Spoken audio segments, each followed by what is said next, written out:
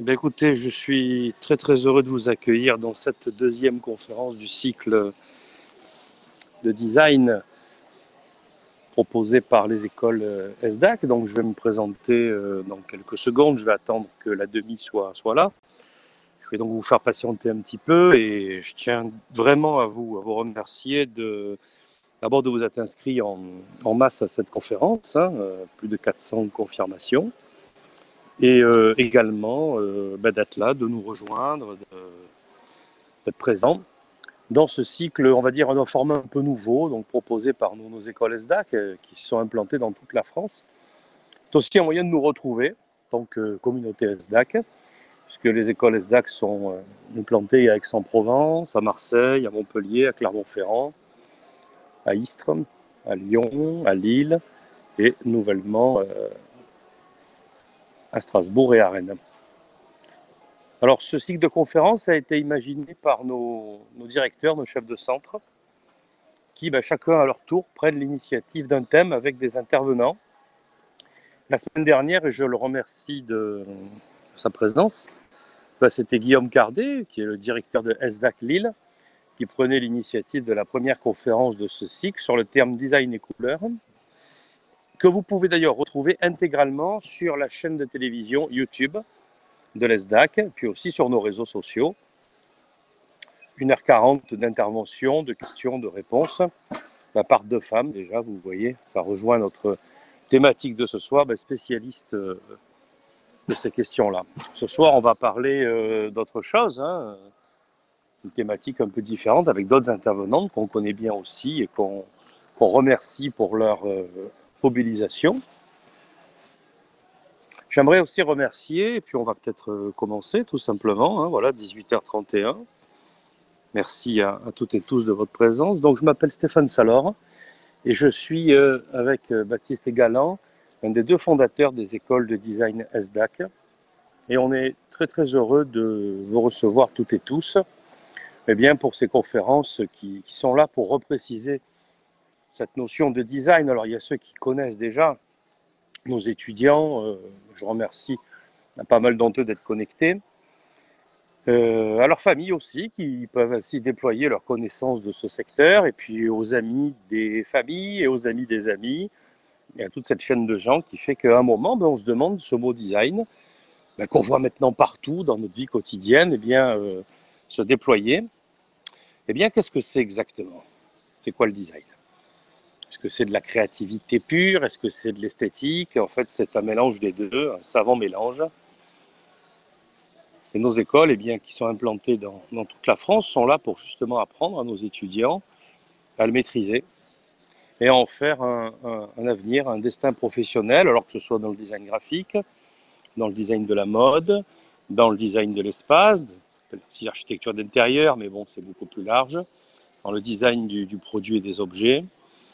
Nos écoles sont là pour justement de post-bac à bac plus 5 au travers du cycle de bachelor, bac plus 3, master, 2 années de plus, bac plus 5 au total, amener tout un chacun dans des études très pratico-pratiques à maîtriser ces métiers-là.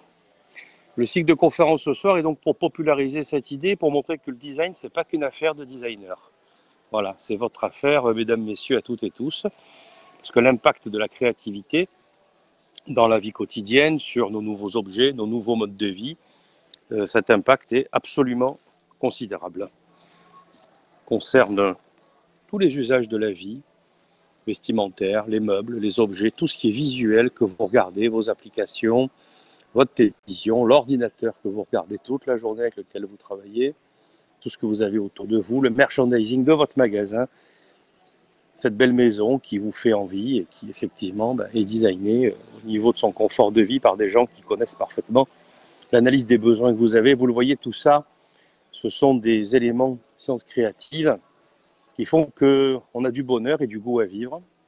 Et les métiers dans lesquels il faut aller pour construire tout ça sont des métiers passion. Ce soir, on va aborder un thème plus que passion, puisque le thème de ce soir, je remercie Pierre Personne, directeur de l'ESDAC Clermont-Ferrand, qui va prendre la parole dans quelques secondes, juste après moi, d'avoir pris cette initiative d'une conférence un peu étonnante sur un thème qui questionne beaucoup, beaucoup d'inscrits sur le thème design et féminisme.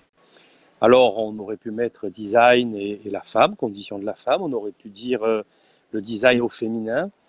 Non, le thème design et féminisme est un petit peu plus engagé parce qu'il y a une émancipation de la femme au travers cette volonté d'agir pleinement, fortement, puissamment dans cette dimension créative. Et c'est nouveau, parce qu'il y a une trentaine d'années, le design, c'était quelque chose qui n'était pas vraiment féminin, mais très masculin, au contraire. Et aujourd'hui, nous le voyons dans nos écoles, jeunes filles sont légèrement plus importantes que les jeunes messieurs à venir faire leurs études. Et il y a comme ça une évolution de société, une évolution de civilisation dans justement ces domaines créatifs qui fait que la femme se les accapare parce qu'effectivement, elle a cette volonté de transformation, de changement du monde à sa manière, je dirais, à sa manière. Et donc, la manière dont les femmes agissent, créent avec, relève de tempéraments singuliers, trajectoires particulières, que ce soir, on va vous exposer au travers de ce témoignage. Je vais vous laisser, Pierre, bien sûr, présenter nos intervenantes. Voilà, j'aimerais vraiment remercier à toutes et tous de votre présence nombreuse. Encore Pierre Personne. Suivez-nous sur les réseaux sociaux. Chaque semaine, une conférence. Chaque semaine, un thème. 1h30 d'intervention. J'aimerais remercier aussi deux réseaux qui nous ont soutenus à faire rejoindre beaucoup de gens ce soir. Le premier, c'est le programme Erasmus mené par Sophie Safi d'Aix-Marseille Université, dans laquelle les écoles ESDAC sont lauréates et qui concerne, tenez-vous bien, parce que c'est vraiment un champ que nous explorons, en Europe, la créativité BD et comics au féminin. Donc c'est un thème, vous voyez, qui tient vraiment cher au cœur des écoles ESDAC. Merci à Sophie d'être connectée et à ses équipes universitaires et à tous nos partenaires européens aussi d'être en ligne. Ça fait aussi du monde. Et deuxièmement, la Chambre régionale de l'économie sociale Provence-Alpes-Côte d'Azur, à laquelle nous appartenons parce que elle travaille sur cette question de l'égalité femmes-hommes. Et nous avons choisi, bien sûr, de travailler sur cette cause sociétale. Et vous le voyez, la conférence de ce soir rejoint là aussi complètement notre implication au cœur des grands débats de notre époque. Voilà. Allez, j'ai été un petit peu long, mais je voulais vraiment insister sur ces points-là et vous dire qu'on ne fait pas une conférence pour faire une conférence, mais que derrière, il y a du boulot, il y a de l'engagement de nos équipes formidables. Merci aux chefs de centre, merci aux étudiants, merci à tous les profs. Allez, je ne vais pas revenir sur la période dans laquelle on est en train de passer, dont j'espère on va tous sortir. On croise les doigts, en tout cas on a serré les dents. J'aimerais vraiment du fond du cœur remercier toutes les équipes ESDAC et nos super étudiants d'avoir continué à travailler tous ensemble dans ce contexte qui a été quand même particulièrement délicat. On a avancé quand même, grâce à vous toutes et tous. Merci, bonne soirée. Je passe la parole très volontiers à Pierre Personne.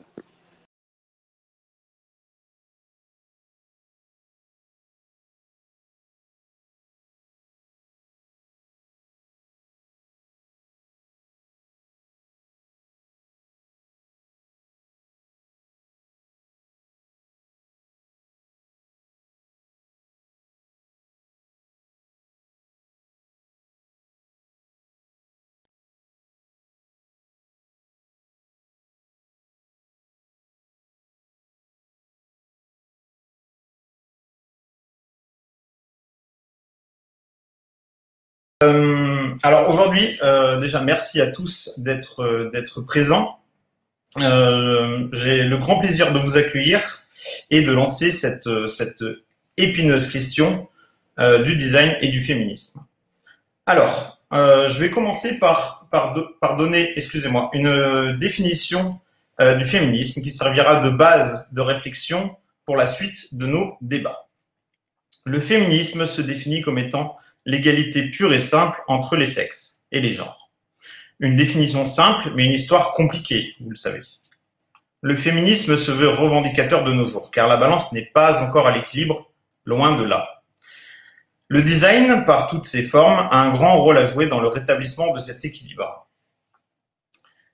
Ce soir, j'ai le plaisir d'accueillir Laura Stromboni, web designer, directrice artistique, créatrice du compte My Dear Vagina, et cofondatrice d'une application de rencontres à l'aveugle. Bonsoir Laura.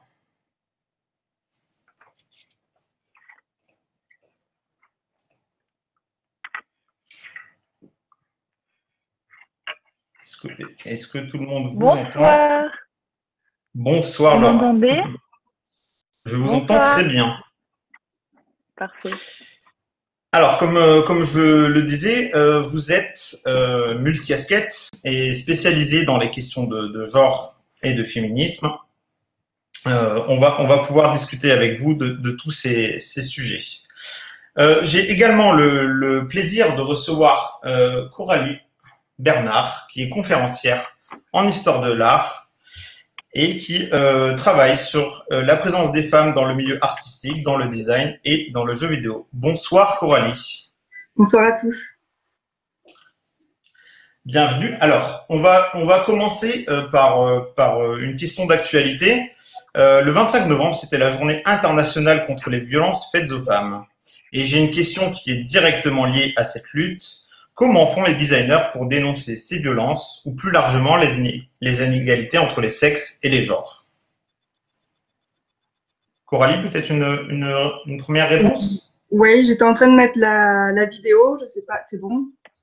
C'est bon, ouais. Je vous vois. Voilà, c'était un petit problème technique au début. Oui, effectivement, une réponse sur ces questions de comment les designers traitent l'inégalité. Je le vois, moi, d'un point de vue international, par rapport à Laura qui pourra apporter son point de vue national, par rapport aux recherches d'histoire de l'art, qui va ouvrir mon sujet de recherche, c'est vraiment de sortir aussi l'idée de transversalité. Donc, je vais chercher ailleurs que sur les frontières européennes. Et en Amérique latine, c'est très intéressant de voir comment les designers y répondent, parce que le mouvement féministe, déjà, est très, très fort actuellement. Donc, en plus, c'est complètement dans l'actualité. Et parallèlement à ça, le graphisme d'Amérique latine est aussi très présent depuis quelques années. Et donc, ils vont répondre à ces violences-là, à ces inégalités, par le graphisme surtout. Donc là, vous voyez les images. Pour ce qui concerne le graphisme d'Amérique latine, c'est l'image en bas, à gauche, celle qui est très voyante, justement, parce ils reprennent les codes du graphisme pour la publicité lambda, qui est flash, qu'on appelle même chicha au Pérou pour le côté fluo de leurs affiches. Donc le design graphique permet en Amérique latine d'inviter le public à l'action de ces féministes, que ce soit hommes ou filles, de rendre visible la violence par leur affiche. Comme là, vous avez une femme avec son enfant qui est un peu une Vierge Marie, mais qui est bâillonnée, parce qu'il y a aussi cette idée des gangs qui est très forte en Amérique latine pour ce machisme et ce patriarcat. Donc en Amérique latine, elles ont vraiment des combats de piliers, quoi, que ça soit par les gangs, surtout en Amérique centrale en fait, l'État et l'Église, qui sont très patriarcales, machistes. Donc là, en ce moment, c'est la loi contre l'avortement. Et donc, elles vont manifester par ce graphisme pour bousculer ces idées qui sont des valeurs communes en Amérique latine et faire comprendre à la société ce que ces femmes et ces filles vivent au quotidien. Elles vont incarner ça chaque jour et ça va passer par la visibilité du graphisme puisque c'est affiché dans la rue. Donc, ça va permettre ce graphisme dans les rues par des affiches d'avoir un espace qui est dédié à l'espace public et non pas à l'art. Donc, elles vont toucher vraiment un large public. Le graphisme, c'est vraiment leur communication idéale pour engager, pour transmettre un message, pour que l'image soit forte, comme vous pouvez voir en bas à gauche. Ça touche l'objet urbain, donc tout le monde peut le voir, un grand nombre, et ça permet d'informer et d'interpeller les conditions très dures qu'elles vivent en Amérique latine par le graphisme. Donc déjà, le rôle du designer va se manifester par le graphisme en Amérique latine. En Italie, vous avez un autre domaine qui va être plutôt ce que vous voyez tout en bas à droite, qui est le produit. Parce que Gaetano Pecce, celui qui fait ce fauteuil, est très connu dans le design produit, c'est une référence. Et il nous fait un fauteuil de corps de femme avec un gros pose-pied qui est en réalité le boulet qu'ont les femmes là au quotidien, parce que lui, il parle des femmes esclaves dans la famille. Avec le boulet, il symbolise aussi l'aliénation de la femme. Et ça, c'est un fauteuil qui a été fait en 69. Et en 2019, il a participé à la Design Week et il trouve que c'est toujours pareil aujourd'hui, cette idée d'aliénation des femmes. Donc, il a fait en grand pour la Design Week à Milan ce fauteuil femme. Et ce qui est intéressant, c'est que le côté rond de la femme, c'est pas du tout pour la fécondité, lui. Lui, la rondeur, c'est vraiment le symbole de la captivité qu'ont ces femmes dans le quotidien. Il est très, très engagé sur ça, en plus sur d'autres droits, mais on le considère même rebelle tellement qu'il va fort. Après, une autre image pour encore l'international, vous avez les États-Unis avec Guerrilla Girls que vous voyez. Elles, leur design, alors là, vous les voyez avec une pancarte parce que dans les années 80, il y a très peu de femmes qui sont achetées par les galeries. Et donc, elles militent, elles vont voir les galeristes pour voir où ils en sont sur l'achat des artistes femmes et plus tard les musées. Et elles rentrent plutôt dans un graphisme de mode parce qu'en plus de leur action, elles sont habillées comme des gorilles. Alors, le terme, c'est bien les guerrilla girls, la lutte, mais on peut aussi les appeler au final les gorilla girls parce que le symbole du singe, c'est celui qui est capturé, apprivoisé, comme ces femmes dans le monde artistique. Elles sont assujetties, elles vont pas être achetées par les musées, et donc elles militent pour ça. Parce que oui, les femmes sont censurées dans l'art. Ça va mieux justement par rapport aux guerrilla girls à leur époque où c'était les galeries. Aujourd'hui, le problème, c'est les musées, où il y a énormément de femmes nues, c'est ce que disent les guerrilla girls. Dans les musées, 95% des femmes sont nues, mais seulement 5% des femmes ont accès au musée en tant qu'achat en fait de leur œuvre. Donc dans leur design mode, en plus de leur costume de gorille, elles ont un fameux t-shirt où en français ça donne « Est-ce que les femmes doivent être nues pour entrer au musée ?» Vu que les femmes sont nues sur les toiles à 95% et seulement 5 sont achetées. Donc elles, c'est par la mode, en plus de leur performance et leur action choc, où elles vont vraiment secouer les galeristes dans les années 80. Et aujourd'hui, ça existe sur d'autres branches, les guerrilla girls, qu'elles vont faire passer ce rôle d'égalité. Parce que donc pour cette censure, dans l'histoire de l'art, ça date pas d'aujourd'hui, ni du 19e siècle, qui était un siècle très dur, très misogyne. Ça date de la Renaissance pour les derniers recensements, parce qu'il faut avoir des preuves. Et donc, elles avaient énormément de censure, ces femmes, pour accéder au musée. Déjà, c'était exceptionnel. Mais elles avaient la censure du père. Il fallait que le père accepte. Donc, première étape, le père doit dire oui, parce que les femmes qui peignent, elles ont un talent, elles sont dans la sphère publique. Ça veut dire que les hommes vont pas vouloir se marier avec elle parce qu'elle a du talent, contrairement, donc, par exemple, à eux ou à eux d'avoir du talent. Et elles vont même mettre, leur identité de femme vont même disparaître en étant peintre. Donc le père veut éviter, mais les femmes que vous retrouvez dans les tableaux, enfin qui sont peintres comme Artemisia, qui est peut-être la plus connue, son père était peintre, donc il a accepté. Donc souvent quand vous avez des noms comme ça dans l'histoire de l'art féminin, c'est souvent à 90% le père est peintre, donc il accepte. Après elles ont une autre censure qui vient du mari. Une fois que le père est passé, il faut que le mari accepte qu'elle prenne des cours, tout simplement, avant même d'exposer.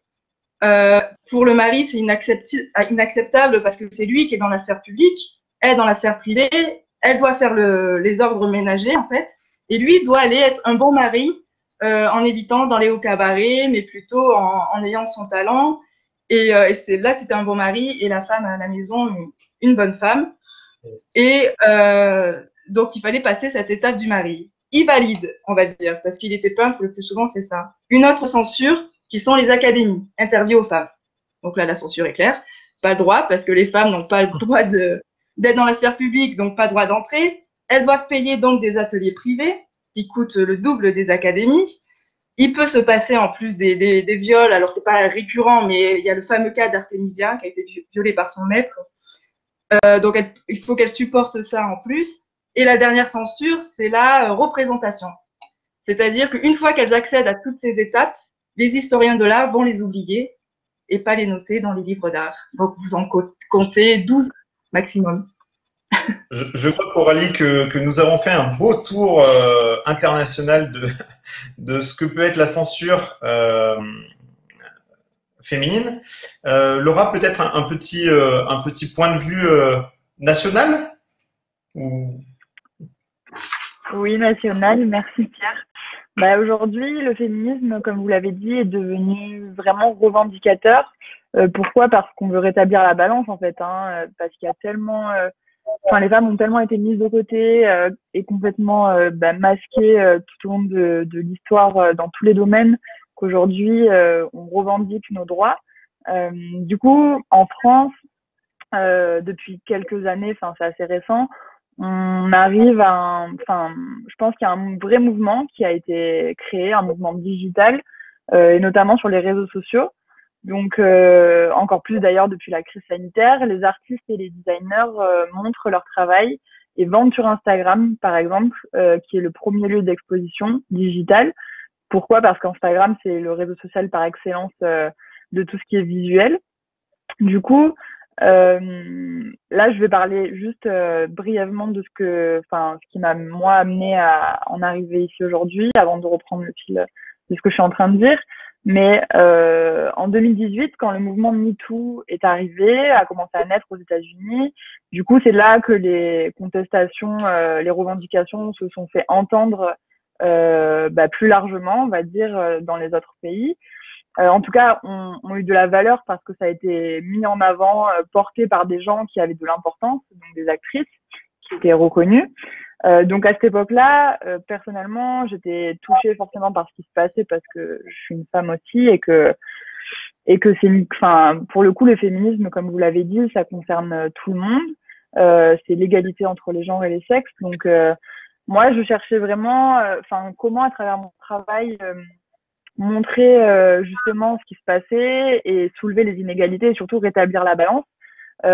Du coup, il y a une photographe et réalisatrice que j'aime beaucoup, belge, qui s'appelle Charlotte Abramoff, qui travaille beaucoup sur les femmes et leur représentation dans tout ce qu'elle fait d'ailleurs, qui a écrit et réalisé un clip sur une chanson de Georges Brassens qui s'appelle Les Passantes, qui est magnifique et qui parle de femmes. Enfin, la chanson parle de femmes et elle a montré les femmes sous tous les angles d'une manière très très fine et merveilleuse. Et donc c'est ce clip-là qui m'a donné l'idée de créer donc un compte Instagram que j'ai appelé My Dear Vagina, comme vous l'avez présenté tout à l'heure, où j'ai commencé en partageant le travail d'autres artistes et designers, personnes sur la diversité du corps humain.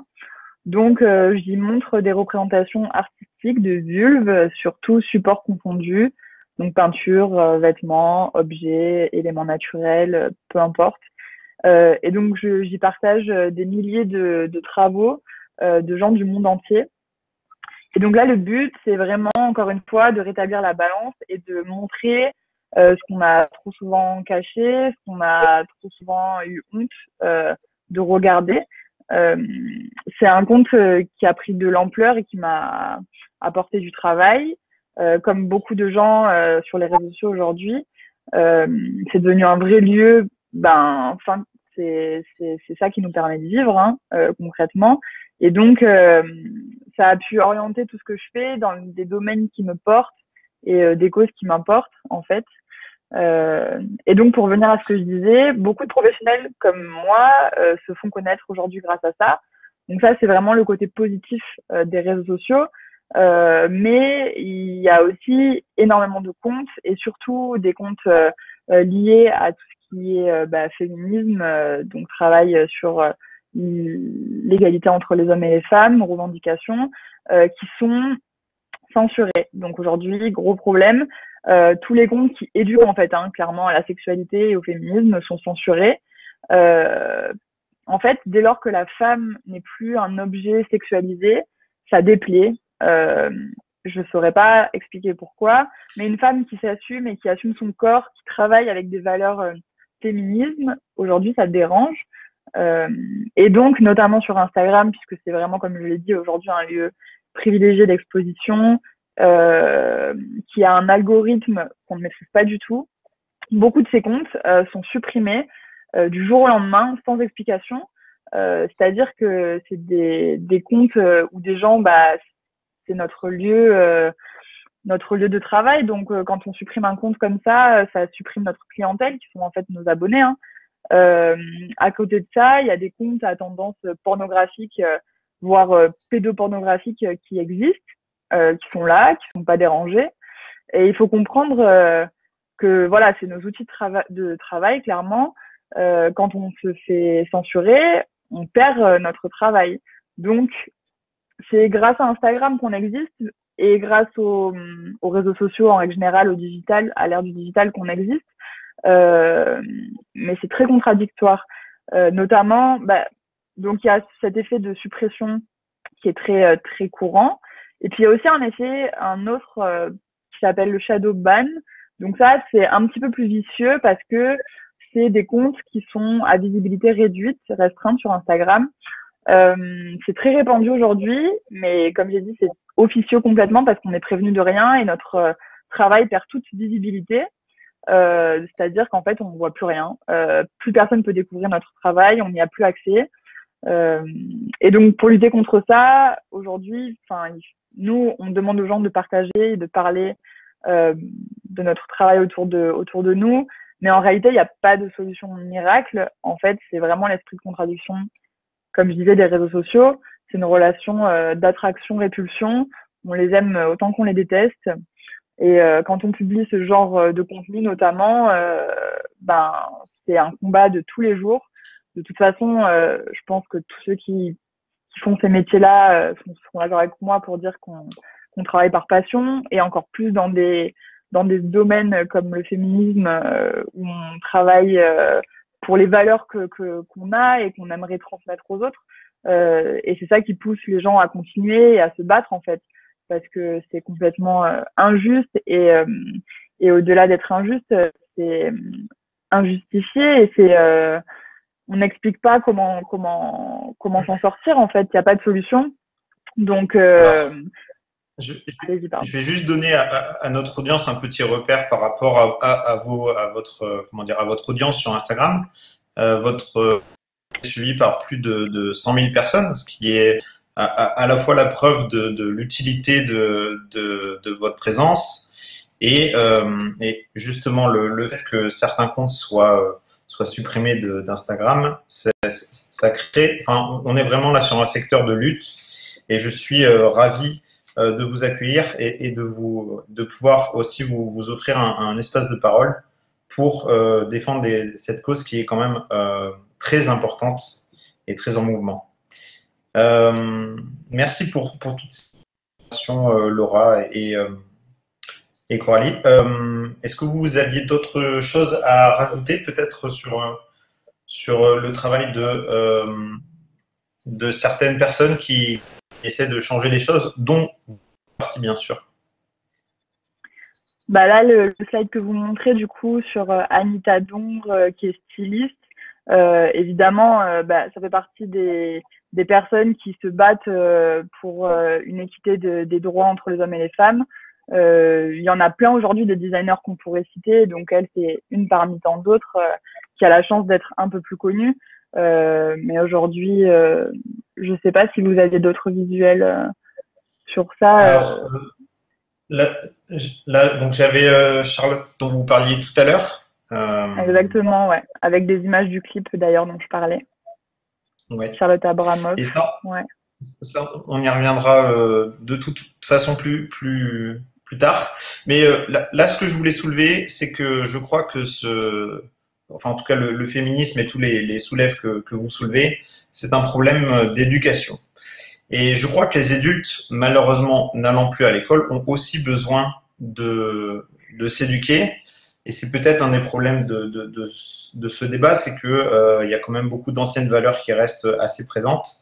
Et du coup, je voulais savoir, alors on répondra aux questions à la fin de la conférence, quelle est l'influence des designers sur l'éducation à l'égalité des sexes?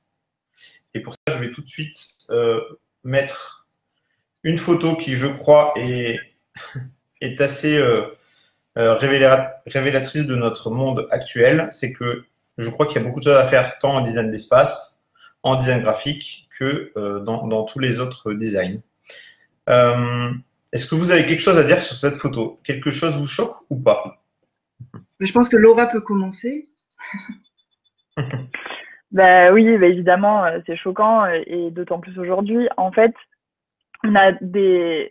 notre société entière aujourd'hui est genrée. Donc là, c'est l'exemple des jouets, mais les activités sont genrées, la culture, les couleurs comme ici, les vêtements, l'orientation. En fait, tout est genré. Mais le pire, c'est que les gens n'en ont pas conscience. Donc aujourd'hui, ça commence heureusement un petit peu à être soulevé ces questions-là.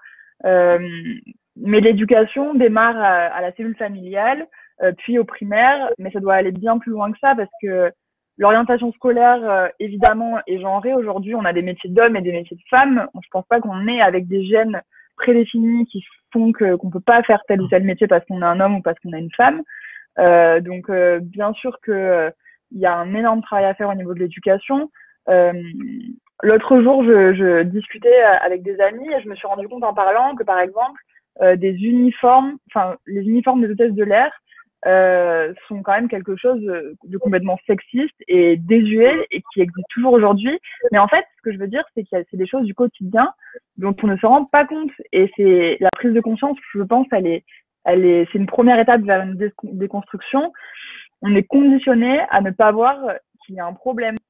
Et donc, nous créons des choses en tant que designers tous les jours que voient les gens au quotidien, dans la publicité, comme vous l'avez montré à l'instant, dans les livres, dans les magazines, les photos.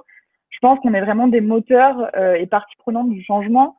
Donc, les marques qui nous emploient ont malheureusement la main mise sur notre travail parce que, en tant que designer, on ne fait pas ce qu'on veut, on répond à un brief et une demande quand même bien précise.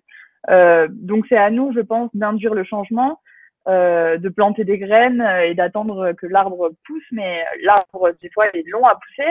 Les marques ne sont pas toujours d'accord avec ce qu'on aimerait faire ou quand nous-mêmes, on n'est pas d'accord avec la manière dont elles veulent montrer, c'est compliqué parfois la communication. Dans tous les endroits, moi, où j'ai été, autant quand j'étais étudiante que quand j'ai travaillé, j'ai été confrontée à des formes de sexisme parce que ça fait partie de notre quotidien en tant que femme. Et c'est à nous de les refuser quand on peut ou de revendiquer notre désaccord, mais c'est très très difficile à notre échelle. Le changement, même s'il vient de nous, il doit être accompagné par ceux qu'il y a autour de nous. Et je pense que si toutes les marques allaient vers une manière plus égalitaire de vendre, de faire travailler, de produire, alors les consommateurs et donc les jeunes forcément suivraient. En fait, il faut rééduquer tout le monde et pas que les jeunes. C'est ça qui est très compliqué à notre échelle et c'est pour ça que ça prend tant de temps. C'est que on attend que les jeunes générations prennent le relais pour que ça aille mieux, mais il faut rééduquer tout le monde. C'est ce qui, en effet, peut être un petit peu long. Alors, pour faire le lien avec la précédente conférence sur la couleur, je crois que si je vous dis que le bleu, c'est pour les grosses, pour les filles, je vais choquer personne. Et ça, je pense que dans les têtes, ça commence peut-être un petit peu à changer. Je trouve qu'il y a de plus en plus de culture, comme on disait tout à l'heure sur les réseaux sociaux, qui devient sans genre particulier.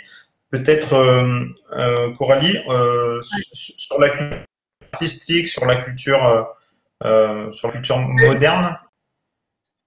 Oui, bah même sur l'histoire des couleurs, en fait, dans l'art, parce que les couleurs, on les moralise, quoi. Elles sont rien au début. Et c'est nous qui mettons des valeurs, de la morale dessus. Et le fait que justement les garçons bleus et les filles roses, c'était pas ça au début. Au Moyen Âge, à la Renaissance, ça va être les garçons en rose, parce que le rouge c'était la virilité. Donc les petits garçons découlaient de ce rouge pour être en rose. Les filles étaient bleues parce que la Vierge Marie était bleue, donc la pureté de Marie, la pureté bleue des filles. Mais donc pour vous dire que nous on peut tout changer et que je veux dire même les designers justement peuvent avoir cette influence parce que c'est nous qui mettons nos codes sur les couleurs. Pour cette histoire de bleu qui a changé et de rose aussi dans l'histoire de l'art finalement avec les couleurs.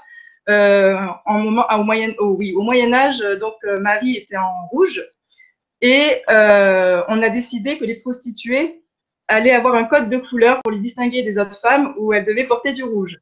Donc ça ne collait plus avec Marie, ça posait un problème. Donc on a mis Marie en bleu et donc on peut faire ce qu'on veut avec les couleurs. Et aujourd'hui, effectivement, les designers commencent à changer sur ça même démocratiquement, parce que c'est vrai que la haute couture, dans le design mode haute couture, les genres sont très mixés finalement. Et il faut essayer de redescendre ça. C'est ce que fait là, j'ai vu aussi aujourd'hui Jacques Mus qui démocratise du anti-bleu. Alors le problème, c'est que parfois on est obligé d'être rebelle comme ça, alors qu'on peut changer les choses aussi, je pense, d'une manière plus douce que de dire anti quelque chose, anticonformiste. Et il a fait une série Pink où tout le monde donc doit porter du rose, parce que si on veut, les garçons peuvent porter du rose. Il y a que nous en fait, c'est que des codes qu'on met sur des couleurs. Donc on peut tout utiliser. Bien sûr, je crois que là vous soulevez réellement le problème, c'est que le problème est dans les têtes et pas forcément dans les choses en elles-mêmes. Peut-être justement pour faire suite à cette question, comment sommes-nous éduqués pour voir les choses avec un regard masculin depuis des centaines d'années, voire des milliers d'années? Comment s'est fait cette éducation-là?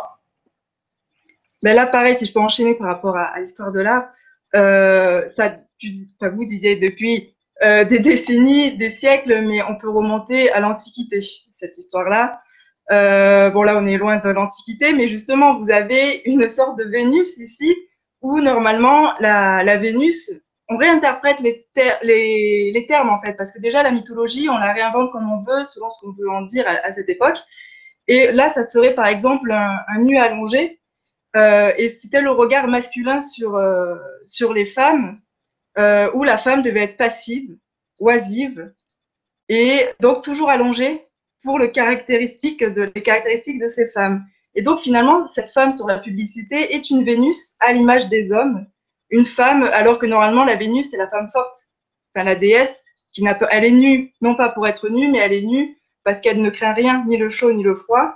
Et tout ça va être tourné au désir des hommes, comme cette publicité qui est pour le plaisir des hommes. Ben là, c'est carrément, oui, le regard masculin, mais là, c'est encore plus pervers parce que c'est une femme qui a créé cette prison pour femmes, qui est une cuisine Francfort, créée à Francfort dans les années 20, et qui ne bouge pas pour la femme. Elle peut travailler seule à la cuisine, personne d'autre peut rentrer, ça fait 6 mètres carrés, 6,5, et c'est calculé juste à ses déplacements de quelques pas, comme les wagons, en fait, les restaurants de wagons où on bouge, et elle est isolée du reste de la famille. Et ça fait scandale, non pas dans les années 20, mais dans les années 80-70 par le féminisme, qui a vu ça comme une prison pour femmes, puisqu'elle était isolée et personne ne pouvait travailler à sa place. Donc là, c'est le regard masculin qui a été incorporé par les femmes. Ça arrive aussi. C'est vrai que c'est presque choquant quand on énumère un petit peu toutes les façons dont ce problème est arrivé. Donc, voilà. Peut-être qu'on peut parler aussi de l'image de la liberté et de la femme qui est Marianne, un symbole républicain. Comment changer tout ça? C'est Laura, je pense. Non, tu veux pas? Oui, pardon. Laura, enfin, moi, j'attendais que tu parles aussi, mais. Je crois qu'elle change les choses. Elle change les choses grâce à son. Je regardais. Et à sa voix. Oui, pardon. Moi, j'étais en train de réfléchir aussi à ce que tu viens de dire par rapport à la cuisine de Francfort et le fait que ce soit une femme qui l'ait construite, c'est qu'en fait, le gros problème, c'est que tout le monde est conditionné, hommes et femmes. Donc aujourd'hui, il y a des femmes qui sont contre ce changement, en fait, qui sont très à l'aise dans ce système-là qui les rassure, parce que c'est comme ça qu'elles ont été éduquées. Et donc, c'est très compliqué, encore plus quand c'est des femmes qui sont en opposition avec tout ça. Et pour parler du regard des hommes et des femmes, moi, j'aime bien parler de cinéma parce qu'aujourd'hui, depuis quelques années, on a un mouvement qui est né en contre-courant justement à un autre mouvement. Donc en fait, le male gaze, ce qu'on appelle le male gaze au cinéma, c'est le fait de montrer la femme d'un point de vue masculin pour faire plaisir à l'œil des hommes, donc avec des plans pas forcément nécessaires à la compréhension de l'histoire, des angles douteux, la mise en avant systématique et la sexualisation de certaines parties du corps, comme les seins, les fesses, etc. Et donc, ça, c'est quelque chose qui est complètement emprunt, enfin, qui fait partie de l'histoire du 7e art. Le cinéma, aujourd'hui, la quasi-totalité des films, c'est impressionnant quand on regarde les pourcentages sont concernés par ça. Il y a un mouvement donc qui est né en opposition avec ça, qui s'appelle le female gaze, donc l'inverse, et qui vient contrer ça en disant, enfin, en voulant en fait redonner un regard plus neutre à la caméra, voire à l'inverser en montrant de quelle manière une femme regarde une femme, et donc en résumé pas comme un objet sexuel, hein, c'est ça que ça veut dire. Donc ce mouvement qui a démarré au cinéma et s'exporte dans le design complètement au niveau de la publicité. Ça reprend la publicité que tu montrais aussi tout à l'heure pour, je sais plus, cuisiner là, enfin bref. On a l'habitude en fait de voir les femmes sexualisées pour vendre de manière systématique n'importe quel produit, c'est-à-dire que ce soit des voitures, voilà, cuisiner là, très fort, qui ont tout compris. Donc en fait, ça nous choque pas, hein. Je suis sûre qu'on fait, on va dans la rue, on montre cette publicité, la plupart des gens se disent bon bah ouais c'est les vacances, enfin c'est pas choquant. C'est pas choquant de montrer un corps de femme dénudé, les fesses à l'air en se faisant rincer de champagne pour vendre une cuisine. Enfin, moi je trouve ça ahurissant que ces pubs-là soient actuelles. J'en ai vu une il y a, je sais pas, un mois pour une marque de voiture dont j'ai pas retenu le nom, où il y avait écrit quelque chose comme elle vous appartient. Il y avait une voiture en arrière-plan et une femme en premier plan. Alors expliquez-moi l'utilité, enfin qu'est-ce que c'est que cette manière de communiquer, enfin moi ça me révolte, je trouve ça ahurissant. Alors la révolte, je crois que c'est un bon moyen de lutter. Et c'est là qu'on voit que l'éducation est une chose importante pour que vous qui nous écoutez, pour que vous puissiez dans l'avenir ne pas avoir justement ces biais-là et ne pas faire des voitures et des pubs sur les voitures avec des femmes dessus, enfin, avec des suppositions qui sont plus que moyennes. Bon, je crois que vous avez bien compris que la situation est complexe. Moi, j'ai envie de vous parler solutions, parce que bien sûr, c'est intéressant de pointer les problèmes, mais je crois que c'est aussi intéressant de trouver des solutions, comme vous le faites déjà, comme je le rappelle, quand vous parlez, quand vous faites des choses. Je vous invite d'ailleurs tous à aller voir l'Instagram de Laura, mais ça on en parlera après. Alors des solutions, alors déjà peut-être faut détabouiser les choses. C'est un terme qu'on a inventé ensemble, mais est-ce que Laura, vous pouvez l'expliquer, Coralie? Alors Ouais, Laura, là, ouais, voilà, vas-y. Pardon.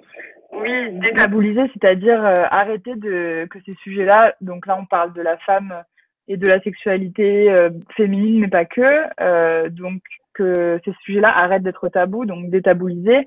Là à l'écran, on voit par exemple à droite l'affiche d'une série qui a été complètement, prise d'assaut l'année dernière, il y a 2 ans, qui s'appelle Sex Education.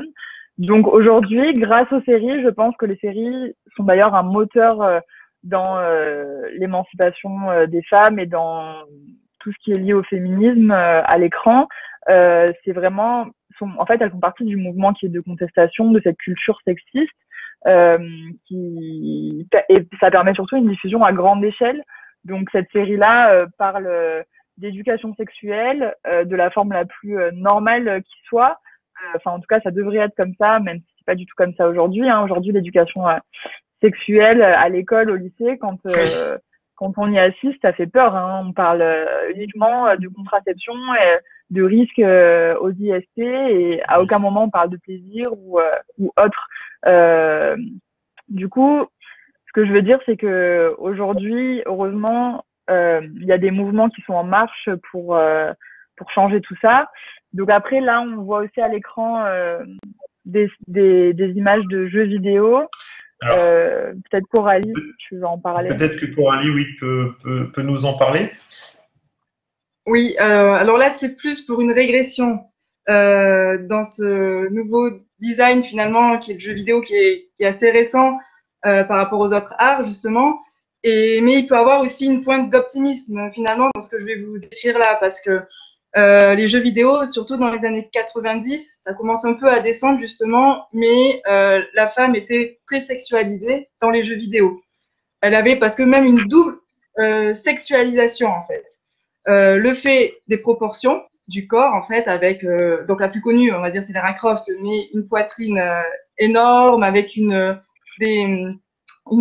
taille toute fine, plus des habits toujours moulants, toujours petits, même quand elles se battent. Donc, je veux dire, même les joueurs trouvent ça ridicule de voir une femme dans un jeu de combat euh, en, en mini combinaison moulante avec des proportions aussi énormes et l'homme à côté est en armure, prêt vraiment à se combattre. Donc, il y a ce problème vraiment dans le jeu vidéo, sans parler de l'industrie du jeu vidéo pour les femmes, mais rien que la représentation dans les jeux vidéo a ce problème-là, en plus du fameux mécanique de jeu. Parce que visuellement, vous voyez cette femme très sexualisée par ses formes et par son costume, qu'elle se batte, qu'elle soit à côté d'une voiture, justement, parce que parfois elles se font escorte, quoi, à côté d'un truc. Et ça, c'est la mécanique du jeu, où la femme va se limiter en tant que joueur. Vous allez vous limiter à des actions comme la femme est en colère, la femme a une joie, a une quiétude, a de la rage. Et c'est tout ce que vous pouvez faire avec une femme, par exemple dans le jeu comme Mario avec la princesse. Même actuellement, donc, parce que vous avez le jeu vidéo très récent qui est même hyper réaliste dans la technique, Hellblade, où l'héroïne, donc à chaque fois, il pense progresser, un peu comme Lara Croft, où il pense progresser, mais on retombe. Et c'est pareil pour Hellblade, où la femme est l'héroïne, sauf qu'elle est toute petite, elle est mince, elle est fragile. Et quand elle part au combat, il y a des cris de panique de cette petite femme qui va se battre. Elle a quelques encouragements, mais des cris de panique dans un gameplay, dans une mécanique de jeu, c'est vraiment donné comme ça aussi gratuitement dans le jeu vidéo. Et ça, c'est un gros travail dans le jeu vidéo, comme l'histoire des femmes dans les musées. C'est vraiment à égalité, c'est un pourcentage énorme. Alors, pour revenir sur tout ça, c'est vrai que quand on voit justement le travail qui a été fait sur Lara Croft, en tout cas, le fait de placer une femme comment dire, en première position dans un jeu vidéo, et ben on voit tout le traitement a été très négatif. Sur certaines séries aussi, ça peut être ça. Alors bon, on note quand même une progression. Et là, je voudrais. Alors, c'est pas moi qui vous la présenté parce que je ne la connaissais pas, mais vous voyez bien qu'il y a des. Et Laura, peut-être, vous allez pouvoir rebondir dessus. Il y a des luttes, il y a des choses qui existent. Alors, tant au niveau graphique, dans l'éducation, tant au niveau peut-être de l'arrangement des espaces à repenser dans les magasins, tant au niveau de la mode et dans le design produit aussi, dans l'utilisation des objets. Il y a des luttes partout. Alors là, est-ce que vous pouvez m'expliquer un petit peu ce que c'est et qui c'est? Donc là, il s'agit d'une artiste, enfin d'une illustratrice, pardon, qui vend aussi son travail sur Instagram, qui s'appelle She is Angry, et donc qui elle base tout son travail justement sur le fait qu'on est on est complètement esclave de notre société, enfin les femmes quand je dis on, à plein de niveaux différents. Et là, elle se moquait de ce qui se passait pendant le confinement, parce que il y a eu un mouvement qui est né pendant le confinement où les femmes ont arrêté de mettre forcément des soutiens-gorge pour être un peu plus à l'aise dans leurs vêtements. Et donc, elle se moquait avec cette illustration en disant que ça, ce serait une illustration des années, je sais pas, du futur, je vois pas bien à cause du truc, mais 2035, voilà. On se moque des années 2020 quand les femmes portaient encore un soutien-gorge. Et donc, en fait, oui, effectivement, heureusement, aujourd'hui, il y a des choses positives qui se passent. Notamment, on arrive à rire de ça quand même. Il y a aussi, par exemple, un nouveau métier qui a émergé ces dernières années, qui est coach en entreprise, où en fait, c'est des personnes qui se rendent dans n'importe quel type d'entreprise et qui vont rééduquer tout l'environnement, donc les salariés, la direction, etc., sur leur manière de travailler. Donc ça, c'est quand même hyper, c'est bien, c'est une bonne initiative qui se répand aussi au niveau de l'égalité salariale, mais bon, ça c'est une autre question, un autre débat.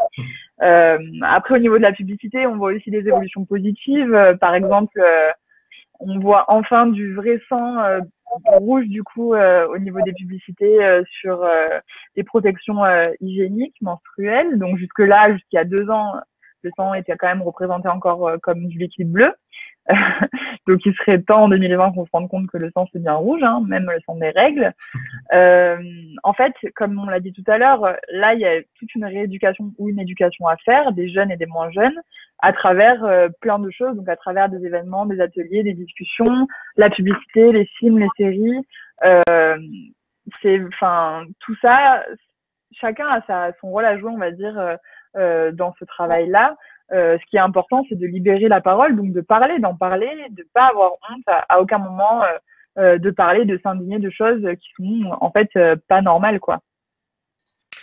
Je crois que c'est la meilleure transition que vous pouviez me donner. J'ai du coup une dernière question, et vous allez voir qui est très liée à ça. Selon vous, quel est le rôle du designer de demain dans la recherche justement de l'équilibre entre les sexes, entre les genres? Voilà. Quel est le rôle du designer, puisque c'est ça qui nous intéresse. Et c'est pour ça aussi qu'on forme nos étudiants en essayant aussi de donner des valeurs qui sont humaines et contemporaines. Laura, vas-y. Ben oui, donc nous les designers, on exerce, comme j'ai déjà dit, un métier qui est visuel. On fait passer des messages, que ce soit par le biais d'images, d'objets, d'habitats, de vêtements. Notre rôle aujourd'hui, c'est déjà d'ouvrir les yeux sur la manière dont tout dans notre environnement a été genré jusqu'à présent, et donc ensuite pour faire en sorte que ça change. Et se déshabituer, c'est pas une mince affaire, très compliqué. De rééduquer notre regard, notre vision des choses, surtout quand on est entouré à tous les niveaux par des éléments discriminants. Et en plus de ça, évidemment, les institutions doivent aussi avoir une prise de conscience qui est nécessaire pour permettre justement à ces choses de bouger. Par exemple, pour reparler des métiers du design et plus particulièrement du graphisme, dans l'Union européenne, on a 70% des étudiants en graphisme qui sont des femmes. Donc, comme l'a dit Monsieur Salor tout à l'heure, on est une majorité de femmes. Sauf que, très triste, à peine 10% arrivent à vivre de leur activité en tant qu'indépendantes. Donc, je pense pas que le talent soit genré. Par contre, je pense que de telles disparités viennent forcément d'un problème. Je pense pas que ce soit parce que les femmes sont moins talentueuses en design et en graphisme que les hommes. Donc, moi, il y a un livre que j'aime beaucoup qui s'appelle Les femmes invisibles de Caroline Criado Pérez, en fait, où elle dénonce les biais sexistes inconscients qui sont présents dans la création et la recherche. Donc, en fait, c'est quand la création est essentiellement adaptée aux normes masculines. C'est juste de se rendre compte, en fait, de ce qui se passe et de voir qu'il y a un problème, de voir, OK, il y a des disparités, enfin, d'où vient ce souci, comment est-ce qu'on en est arrivé là, et du coup, derrière, de pouvoir trouver des solutions. Donc ça, c'est super important. Oui, en fait, c'est pour le rôle du designer, justement, ça rejoint en fait où tu parles d'éduquer. J'irais même à dire que le designer a une responsabilité sociale. C'est ce qu'on appelle le design social, finalement, qui touche tous les secteurs. Et il doit vraiment s'inclure dans cette société, parce qu'un designer, c'est ça, c'est on vit avec ce que font les designers, quoi, puisque c'est tellement vaste qu'il y a cette responsabilité vraiment dans leur rôle et en même temps aussi d'interpeller, parce que justement, ils peuvent être un peu plus dans la théâtralisation pour dénoncer ce qu'on est en train de dire. Donc, le designer peut aussi interpeller et avec la population, quoi. Merci. Je crois que vous avez bien soulevé le rôle que chacun peut avoir, et notamment les designers dans la conception, que ce soit d'objets graphiques, d'espaces, de mode ou de produits. Du coup, je vais inviter nos chers auditeurs à nous poser des questions. Alors pour ça, attendez, toc toc toc. À partir de maintenant, vous pouvez prendre la parole, en tout cas la demander, et puis moi je vous donnerai la parole. Est-ce qu'il y a des questions? J'en ai lu plein.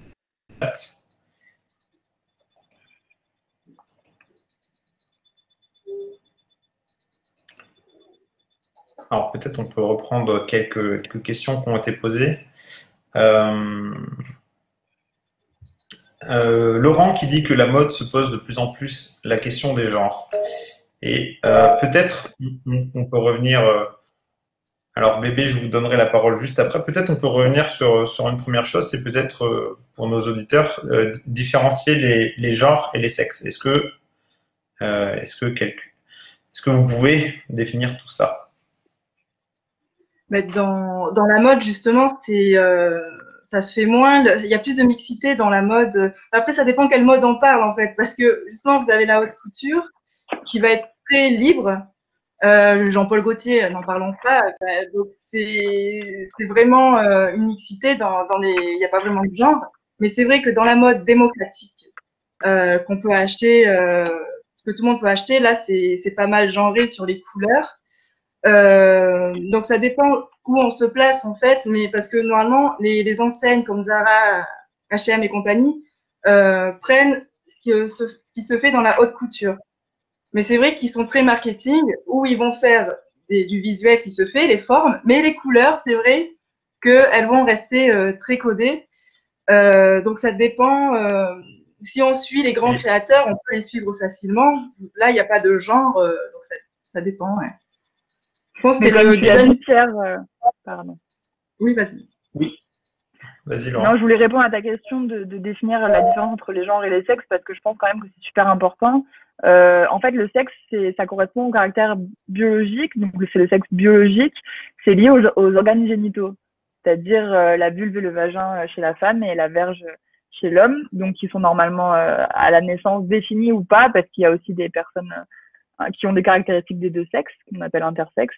Et ensuite, le genre, c'est plutôt la manière de se percevoir. Donc, ça peut être en tant qu'homme, en tant que femme ou en tant qu'autre chose, entre les deux ou complètement autre chose. En tout cas, c'est bien indépendant du sexe biologique. Donc, c'est bien deux choses complètement différentes. Et je crois qu'on a un devoir en tant que société d'accepter tous les profils et surtout de faire attention à ce que ce soit équitable, à que tout le monde, qu'il n'y ait pas de discrimination.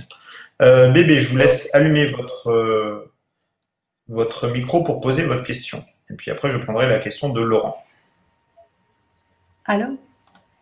Oui. Oui. Est-ce que on vous entend? D'accord. En fait, depuis tout à l'heure, je vous écoute et je tiens vraiment à vous remercier pour cette conférence qui est assez intéressante.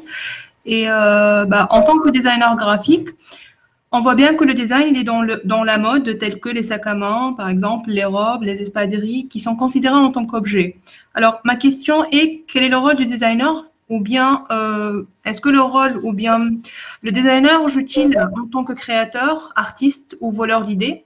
Et comme thème, parce qu'on a choisi de travailler ou d'en parler sur la notion de femme, est-ce que la femme, elle est plus touchée par la violence et l'harcèlement? Alors, comment ces thèmes peuvent être interprétés par les designers? Et je vois dans certains réseaux sociaux, par exemple sur Instagram, on commence à traiter un peu du graphisme dans les robes, dans les sacs à main, dans les espadrilles, et on est en train d'influencer les spectateurs. Par exemple, nous, on se considère les designers graphiques, on va travailler sur le côté visuel, c'est-à-dire sur l'image. Comment attirer plus d'attention vers ces personnes-là qui sont plus touchées par la violence, par l'harcèlement? Et je vois que dans certains réseaux, je ne connais pas les noms, mais on a plein sur Instagram qui touchent plus le sexe féminin. Donc, en illustrant par exemple des lignes sinusoïdales, en créant une certaine illustration qui qualifie le corps féminin. Donc, je ne sais pas si ma question elle est bien précise ou pas. Alors moi je me suis un peu perdue dans ta question. Je sais plus où est le point d'interrogation. C'est ça. Mais en fait, il y avait la dernière idée, il y avait cette idée où la femme, dans les représentations visuelles, elle est très genrée, je crois, c'était ça en fait aussi par rapport au... Exactement, tout à fait, oui. Et ben ça, après Laura peut-être dira quelque chose, mais juste pareil, c'est une explication historique aussi cette histoire, parce que nous, en fait, on est conditionné par nos siècles, pas seulement par les 30 ans qui s'est passé derrière nous, on est conditionné même depuis la préhistoire. Et ces modèles de femmes, comme j'expliquais avec Vénus, c'est toujours la femme passive, oisive, et effectivement, visuellement, c'est des courbes. La femme, c'est des courbes, elle sera jamais carrée, avec épaules carrées. La femme sera courbe, et c'est des visuels qui sont attribués depuis l'Antiquité, et notre œil, notre regard n'a pas changé. Alors justement, ça a critiqué, et Laura pourra en dire plus, mais c'est presque normal justement, alors que c'est pas normal, mais parce que c'est pratiquement dans nos regards depuis l'Antiquité, et réussir à changer tous ces siècles de figuratifs, c'est toute la mission de Laura. D'accord. Alors, je me permets d'intervenir juste un petit peu, Oui. parce que je crois qu'il y a un débat aussi qui est lié à ça. C'est le débat de la forme du corps. Oui. Alors, on parle des fois grossophobie, on parle des courbes, etc. Je crois que c'est intéressant de voir qu'il y a, là, on touche au féminin, il y a énormément de sujets connexes et qui sont justement aussi en lutte par rapport à ça. Laura, tu voulais intervenir là-dessus? Oui, moi je voulais répondre à la question dans le sens que les solutions, comment changer ça. Moi je pense que pour parler plus largement que le design, mais ça inclut le design aujourd'hui, donc pour arriver à une égalité entre les genres et les sexes, pour réussir à rétablir la balance, je pense qu'il faut que le changement ne vienne pas que des femmes. Aujourd'hui, c'est quand même la majorité des personnes qui s'en indignent, en tout cas qui l'expriment publiquement, en dehors de la sphère privée, restent quand même des femmes. Donc je pense que le jour où toutes les personnes, hommes, femmes, autres, transgenres, etc., s'exprimeront, pas que les personnes discriminées, c'est ça que je veux dire, s'exprimeront et montreront leur désaccord, ce sera ce jour-là où peut-être qu'on arrivera à rétablir plus d'équilibre. Et c'est vrai qu'aujourd'hui, on n'y est pas encore du tout. Aujourd'hui, les gens discriminés prennent la parole, mais en face, généralement, on a des gens d'accord qui acquiescent. Et c'est rare des gens qui mènent les combats de front comme les personnes qui sont victimes de discrimination. Je suis entièrement d'accord avec toi, Laura. Je mettrai juste un petit bémol, tout simplement parce que je vois que Laurent en parlait aussi dans le chat du mouvement des jupes. Je vais prendre tout simplement un exemple qui s'est passé à l'ESDAC, je crois, il y a quelques années ici à Clermont. Il y a eu un étudiant masculin du coup qui a fait des remarques sexistes à une étudiante et ont trouvé la bonne idée, et c'est vraiment une bonne idée, de faire une journée de la jupe. Et donc, je crois que c'est pas si loin. Bien sûr, il va falloir que de plus en plus de personnes prennent la parole, et indépendamment de leur sexe. La preuve, là, quand on m'a proposé d'animer une conférence, moi, je n'en voulais qu'une, hein, c'était celle-là. Hein. Donc, voilà, il y a vraiment... ici. C'est gentil. Non, mais je crois vraiment que c'est quelque chose qui commence à grandir et à grossir. Et vous savez ce qu'on dit, on ne voit jamais la forêt pousser, on entend toujours les arbres tomber, mais la forêt qui pousse, c'est quelque chose de très lent, les changements sont longs. Mais je crois que nous allons dans le bon sens. Enfin, en tout cas, je l'espère. Pénélope Morterol, est-ce que vous voulez prendre la parole? Oui, je ne sais pas si vous m'entendez. Oui. On vous entend très bien. Eh ben super. Alors déjà, merci beaucoup parce que c'était super intéressant. Et je voulais juste revenir au tout début. Vous avez parlé de l'influence des designers en Amérique latine. Et je voulais savoir si vous aviez des noms de graphistes qui sont un peu connus. C'est pour la mémoire. Alors justement, pour ceux qui sont pas préférés, c'est difficile d'accéder à leur graphisme en France, en fait, sur Internet. Donc il y en a deux où vraiment vous pouvez piocher. Surtout le studio Oner, alors O-N-A-I-R-E, c'est un collectif très présent sur Instagram, donc on peut facilement trouver avec le studio Oner du graphisme d'Amérique latine. Il y en a une qui est plus confidentielle mais qui bouge énormément, c'est Natalia Boggio avec 2 G et I-O. Et c'est les emblématiques en ce qui concerne la lutte, parce que le graphisme d'Amérique latine bouge énormément. Et là, c'est vraiment les deux qui parlent des luttes, d'égalité, de violence dans le graphisme d'Amérique latine. Merci beaucoup. Je pense qu'elle a bien répondu à votre question. Nawel Ben Ahmed, est-ce que vous avez une question? Oui, c'est ça. Bonsoir. J'avais une question au fait que c'est normal, quand on parle de féminisme, on parle beaucoup des femmes, mais c'est l'égalité des sexes, donc de tout ce qui se fait, et des hommes aussi. Pour vous, en quoi ça serait aussi bénéfique pour les hommes d'arriver à cette égalité plus globalement dans la société, quoi? Je répondrai après. Déjà parce que les hommes... Pardon. Oui, peut-être que vous voulez parler, Pierre, au final, ça vous concerne. Non, allez-y. Je prendrai la parole après. Oui, moi j'allais dire que les hommes vivent aussi des choses très difficiles. Non, sans me moquer, que en réalité, il y a une image très virile de l'homme qui est sûrement un fardeau à vivre. C'est-à-dire que l'homme doit être fort, l'homme ne doit pas pleurer, l'homme doit ramener de l'argent à la maison. Enfin, c'est quand même très difficile aussi d'être un homme. Hein. On n'y passe ça. C'est difficile pour tout le monde. Ce que je veux dire, c'est que de rétablir la balance, je pense pas que ce sera bénéfique qu'aux femmes. Ça, c'est sûr que non. Il y a beaucoup d'hommes, heureusement, comme vous l'avez dit aujourd'hui, qui en ont marre aussi et qui aimeraient plus d'égalité. Et évidemment que l'égalité pour tous, comme ça concerne tout le monde, ce serait bénéfique à tous. Mais vas-y Pierre, allez-y, pardon, développez. Je crois qu'on peut se tutoyer, je crois que les gens ont compris que... alors, moi je crois qu'il y a réellement une question d'égalité entre individus et que la question du sexe et du genre vient en deuxième. Pour moi, on est tous d'abord humains, on fait tous partie de cette planète, de cette nature. Et là, ça va rejoindre en fait le droit des animaux. Enfin, il y a énormément de luttes qui s'en connaissent, comme je le disais tout à l'heure. Et la sexualisation des métiers, la sexualisation de la communication, la sexualisation des relations entre les personnes, c'est quelque chose qui arrive très tôt, très vite, très fort.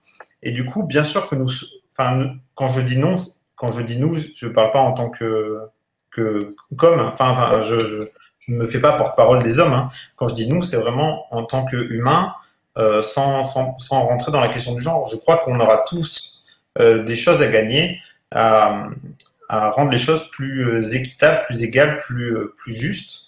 Parce qu'en effet, comme tu l'as dit, Laura, il y a des discriminations sur les hommes qui sont peut-être, je sais pas, j'aime pas donner une importance relative aux choses parce que ça détruit des vies là tous les combats qu'on a cités, ça détruit des vies de femmes. Et du coup, c'est compliqué pour moi de dire que c'est plus important ou moins important. C'est des combats et les combats, faut tous les mener.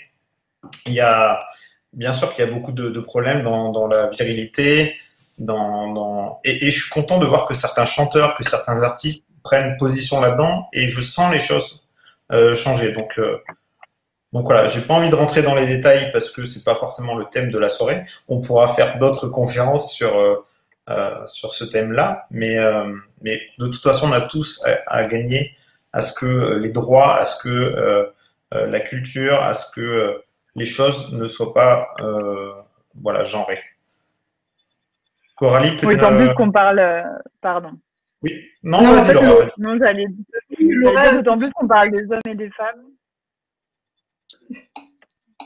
Désolée. Je sais pas qui doit parler du coup. J'ai pas compris ce que tu as dit. Je voulais juste pas discriminer les autres personnes, parce qu'on parle d'hommes et de femmes, mais c'est sûr qu'on parle pas que d'hommes et de femmes, hein, et qu'on parle évidemment de tous les genres qui incluent hommes et femmes, mais pas que. Donc ça, c'est quand même super important à dire, parce que c'est aussi, ces minorités-là de genre sont encore plus discriminées que les femmes. Hein. Là, ça s'ajoute, ça devient catastrophique. Entièrement d'accord. C'est pour ça que je parlais d'individus sans rentrer dans les... Coralie, une petite qui est marrant par rapport aux hommes, et si on le relie au design, en fait, c'est que ça se voit qu'au marketing, ils essayent de prendre le côté viril, en fait, des hommes pour les approcher avec des produits, là, si c'est pour le graphisme, avec des produits qui pourraient être dits, parce qu'à chaque fois c'est que des dits, des dits féminins, on va toucher cette fibre virile, en fait, et ça se voit beaucoup dans le sport, parce que ce qui est marrant dans le sport, j'ai vu passer un moment le rugby, en fait, mais dans le sport, vous avez des costumes pour les hommes qui sont roses, et à partir de là, vous avez plein d'hommes qui portent du rose parce que c'est estampillé sport, viril, et et leur couleur rose finalement les dérange pas. Donc, lié au design, l'approche des hommes est très ambiguë, où finalement cette virilité qui peut être un problème pour les hommes, c'est comme ça qu'on les appâte en même temps dans le graphisme. C'est avec la virilité. Donc, c'est aussi un problème graphique et dans le design, quoi. Et les pubs pour les parfums sont, je crois, assez frappantes là-dessus, hein. Je vais prendre une question de Laurent dans le chat. Peut-on faire un parallèle avec les pays du design, les pays du Nord et la Suisse, et l'égalité des genres? Ben, c'est pas forcément. En fait, c'est un peu un Eldorado aussi, ces histoires en Suède aussi et compagnie, quoi. C'est pour les femmes, en fait, parce que par exemple, il y a énormément de viols en Suède. C'est le taux le plus élevé. Donc, ces pays un peu, on dirait neutres ou tranquilles, dans la réalité, en tout cas, c'est pas vraiment ça. Après, en ce qui concerne le design, est-ce qu'ils ont une approche moins genrée, peut-être plus neutre, après, et plus tranquille, sans créer de collision, quoi, mais par leur personnalité. Peut-être que c'est moins genré, mais ça reflèterait pas trop, de toute façon, la réalité. C'est un débat complexe. Peut-être que Laurent aura envie de prendre la parole sur cette question. Je vais. Alors, bien sûr, il y aurait beaucoup de. Ah, Louise. Louise, on vous écoute. Oui, vous m'entendez? Oui. Oui. Alors, déjà, merci beaucoup pour cette conférence. Et j'ai une question qui a peut-être pas de réponse, donc c'est un peu délicat, mais si vous en avez une, je veux bien. C'est comment expliquer ça? Il y a beaucoup de luttes qui sont utilisées dans le marketing comme outil de vente. Par exemple, l'écologie, il y a beaucoup de greenwashing. Enfin, par exemple, H&M, tout ça, plein de marques qui ont fait beaucoup de greenwashing. Et en ce moment, c'est personnel, mais j'ai peur justement que la lutte féministe devienne, entre gros guillemets, une mode et que des marques l'utilisent justement pour, bon, on peut pas dire green féminisme, mais pour justement l'utiliser comme argument de vente en disant regardez, nous on inclut tout le monde et au final pas le faire. Et comment est-ce qu'on peut justement éviter d'en arriver là? Est-ce que vous avez pas forcément des solutions, mais des idées, voilà, pour éviter d'en arriver à cette extrémité-là? Merci pour votre question qui est vraiment hyper pertinente enfin voilà, qui est super. Est-ce que vous avez une réponse? Oui, enfin non, j'ai pas de réponse malheureusement, mais en tout cas, une réflexion, c'est que évidemment que les marques se sont déjà emparées de ce credo de féminisme et beaucoup de marques cherchent à redorer leur image en modifiant leurs habitudes, par exemple au niveau de la publicité. En fait, je pense que ce qui est important, c'est d'être sûr que, comme tu disais, Louise, que derrière ça, ce soit quelque chose de sincère. Donc, par exemple, qu'au niveau de l'entreprise, il y ait déjà une égalité salariale, peut-être, qu'on commence par là, et puis que les conditions de traitement soient les mêmes, etc. Donc, une solution, je sais pas. Je sais qu'il y a des entreprises qui sont contrôlées à ce niveau-là.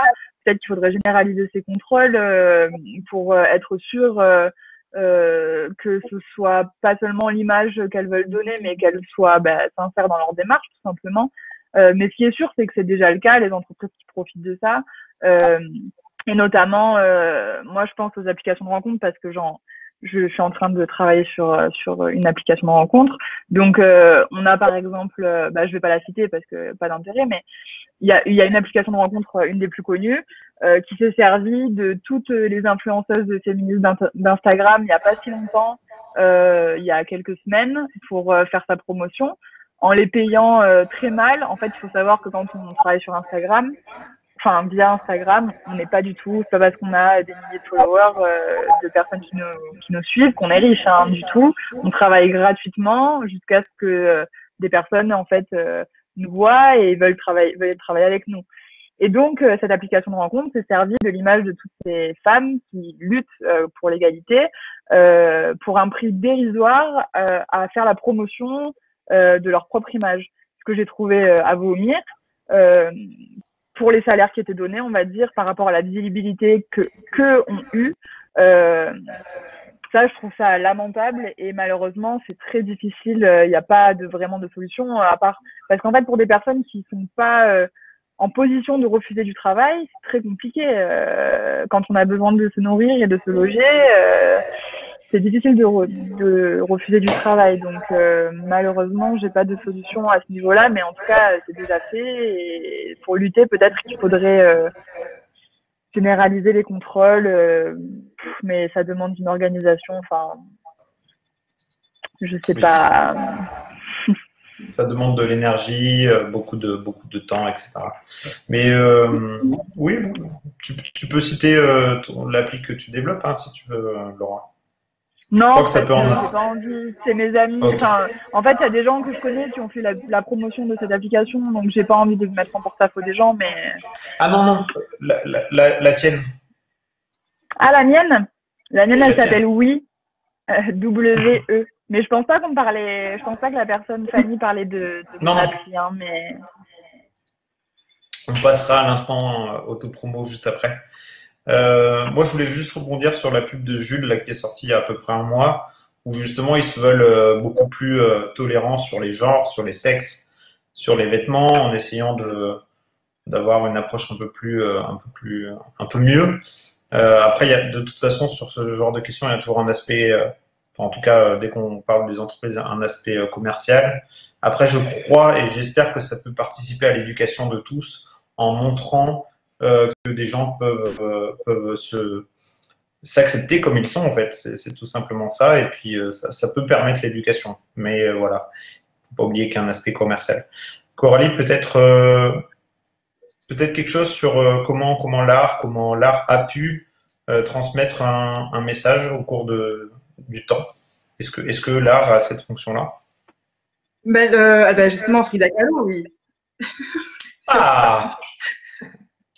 Parce qu'elle était. Non, mais parce que justement, en étant féministe, en plus, le lien aussi avec l'Amérique. Elle, c'est l'Amérique centrale. Donc, en fait, l'Amérique centrale est encore plus dure, si c'était possible, de l'Amérique latine, parce que les gangs sont très présents en Amérique centrale. Et Frida Kahlo, elle, par l'art, parce qu'elle est militante, elle est vraiment militante. Alors, elle va pas dire féministe, mais dans ses écrits, elle parle vraiment qu'elle s'est engagée dans le Parti communiste pour l'égalité et pour la lutte aussi des femmes. Et donc, elle, son arme, ça va être la peinture. Donc, c'est plutôt la peinture moderne qui va avoir ce pouvoir-là, où elle parle des fausses couches, et avec du sang, justement, sur ses tableaux, avec sa fausse couche. Elle parle de sa sexualité, de tous les tabous, en fait, qui étaient donnés aux femmes, comme même de fumer, quoi, à cette époque, dans les années 30, au Mexique. Donc, elle se montre en train de fumer dans ses tableaux. Donc, c'est la peinture moderne qui va pousser ça. C'est vrai, plutôt les femmes. Il n'y a pas vraiment les hommes qui vont mettre en avant une femme moderne, à part les prostituées qui étaient les femmes modernes en France, on rentre dans un autre débat aussi. Mais c'est surtout les femmes peintres qui vont avoir cette impulsion de message dans les tableaux à la période moderne. Les femmes peintres de la période classique ne pouvaient pas faire mieux, à part Artemisia qui va loin, elle a subi un viol, mais les décapitations dans la religion, Artemisia va souvent se servir du mythe, de la Bible de Judith qui décapite Holoferne pour faire passer un message là un peu trash. Mais ouais, ça va passer par les femmes, surtout dans l'art. Mais après, comme on l'a vu, Frida Kahlo, pardon, hein, mais je ce que tu viens de dire. Frida Kahlo, aujourd'hui, malheureusement, il y a eu beaucoup de dérives à cause de notre société capitaliste, parce que, comme tu l'as dit, elle se revendiquait communiste, et c'est devenu aujourd'hui un objet de vente. Il y a des millions d'objets dérivés qui existent sur Frida Kahlo qui vont totalement à l'encontre de son message à elle à l'époque. Donc, c'est un peu compliqué. cette justement, elle est rentrée dans ce système de com qui peut servir à une cause. Eh ben, on met un t-shirt Frida Kahlo et c'est bon, on est féministe. C'est vrai. Alors, il y a plein de questions hyper intéressantes dans le chat. Je ne sais pas si vous voulez en prendre quelques-unes, notamment un label. Est-ce que pourrait y avoir un label qui existe? Est-ce que le problème de la mini-jupe? Enfin bon, il y a plein de choses. Alors, peut-être, déjà, je voulais vous remercier pour ce débat qui fut très intéressant.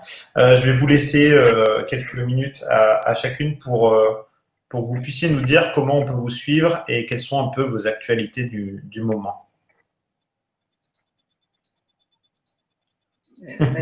Soyez pas timide. Vas-y, Coralie. En fait, pour l'actualité, pour les conférences, c'est avec une association culturelle à Istres. Donc, pareil par rapport à ESDA qui est à Istres. Qui s'appelle ACAP. Et donc, au printemps, on fait des conférences. Et là, le thème, donc souvent lié au design, art et design. Et la conférence va être sur l'art nouveau. Et les tableaux, pour les conférences sur les tableaux purs, c'est l'art sacré en ce moment. Mais c'est vrai que le côté féministe revient toujours quand on veut faire des tableaux parce que c'est tellement misogyne. Donc, à chaque fois, on en revient là. Même quand on parle du sacré, c'est toujours lié. Et pour me suivre en fait sur cette idée, c'est un Facebook professionnel de Coralie, mais qui s'appelle Art Visuel pour se distinguer des autres Coralie, pour pouvoir trouver, où je parle de la transversalité entre le design et les arts classiques. Il y a aussi le féminin qui est incontournable. Tout ça, ça fait un trio en fait dans mon compte Facebook. Voilà. Merci beaucoup. Est-ce que tes conférences peuvent être suivies en ligne ou en présentiel? Quelles sont? Mais s'il y a encore des restrictions au printemps, oui, elles seront en ligne. Mais je ne pense pas qu'ils fassent les deux si on peut être en présentiel. Laura? Oui. Bien moi, je sors un livre l'année prochaine, normalement pour septembre, s'il n'y a pas de retard sur le thème de ce que je fais sur mon compte Instagram, du coup, qui répertoriera presque 400 visuels avec toute une partie didactique et pédagogique qui n'est pas encore présente sur Instagram. Donc ça fait 1 an et demi que je travaille dessus maintenant. Il sort chez Larousse en septembre. Après, à côté de ça, normalement, premier trimestre début 2021, je travaillerai sur des cours d'éducation sexuelle avec une amie à moi. On est en train de travailler un peu sur le fond et la forme, donc on ne sait pas trop comment ça va prendre forme, mais en tout cas, c'est dans nos têtes. Et puis, on peut suivre mon travail sur My Dear Vagina, du coup, le compte Instagram, ou Laura Stromboni. J'ai aussi un compte un peu moins spécialisé, on va dire, où on peut retrouver ce que je fais. Écoutez, je crois que ces infos alléchantes pousseront nos auditeurs à vous suivre. Moi, je crois que je vais avoir un livre à acheter et puis plein de choses à suivre. En tout cas, voilà, je voulais vraiment vous remercier. C'était passionnant et beaucoup trop court. J'invite tous nos auditeurs. Alors, attendez, hop, un petit peu de régie. Excusez-moi. Je vous invite à venir donc le 10, la semaine prochaine, on parlera de design et territoire. Et puis enfin, la dernière conférence de ce cycle Monde du design qui parlera de design et gastronomie. Je vous remercie tous, que ce soit auditeurs ou vous deux, Laura et Coralie. Et puis, merci à vous et à très vite. Merci à toi, Pierre. Merci à tous et à toutes.